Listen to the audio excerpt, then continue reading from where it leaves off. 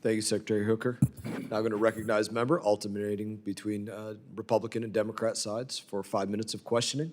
I'm going to begin by recognizing my colleague, the 435th most important member. 435 on the chart, number one in your heart. Number Mr. one in my heart. Very good. Well, thank you, brother, and I want to thank ranking member, my fashion consultant and my workout partner. It's always good to see him here. He's an inspiration to me in the workout room. Thank you, ma'am. I kind of feel like the Jeffersons theme song. I'm kind of moving on up because this is the second day in a row I've been the first person to ask a dadgum question, so I'm kind of fired up about that, Mr. Chairman. So my question will not be asked 50 times by the time I get to it, so thank you, ma'am. How do you plan to stop things like foreign aid from going to stuff like drag shows in Peru? You know, that's, I always hear, well, that's just a small amount of money, but you know, when you're talking tens of millions of dollars, dadgummit, people in East Tennessee, they'll never see that kind of money in their lifetimes. And to me, it just is very discouraging. Thank you, Congressman, for that question. And this is a huge concern of ours, and one of the main reasons that the steps have been taken to transition our foreign assistance programs and those who govern our foreign assistance into the regional bureaus. This is one of the chief objectives we've been trying to achieve. You've mentioned just one program. There are dozens of these programs that would make your hair stand up. And I'm happy to give a list of those if you'd like to see additional ones. But I would like for you to get that to me as well in something printed form. I'd appreciate that, ma'am.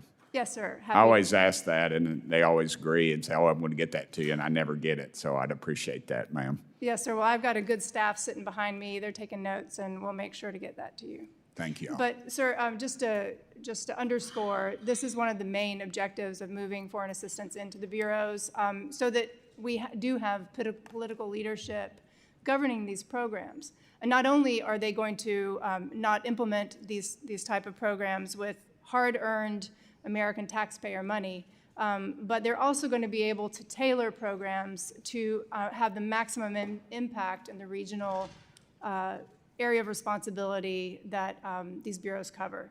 So with the reorganization, as Chairman Mast referred to in his opening remarks as well, we're going to make sure that our foreign assistance serves American interests and also something that American taxpayers can be proud of. Do y'all have the appropriate channels to conduct oversight and provide transparency when it comes to foreign aid?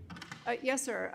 That's part of moving the assistance programs that had been conducted under USAID into the department, under the regional bureaus, to make sure we have that kind of oversight. Yes, ma'am. You listed about 3 bureaucracies there, and that always scares me about the transparency. Are y'all concerned about foreign service officers advancing their own agendas? Thank you for that question, Congressman. The way that we have structured this is to make sure that all of these programs are being implemented and conducted under political leadership, not just within the regional bureaus, but our ambassadors overseas.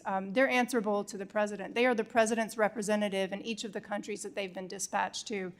So I am confident that both foreign service officers, civil service officers, and locally employed staff who will be implementing these programs as well will be able to do so in a form that, again, the American people can be proud of.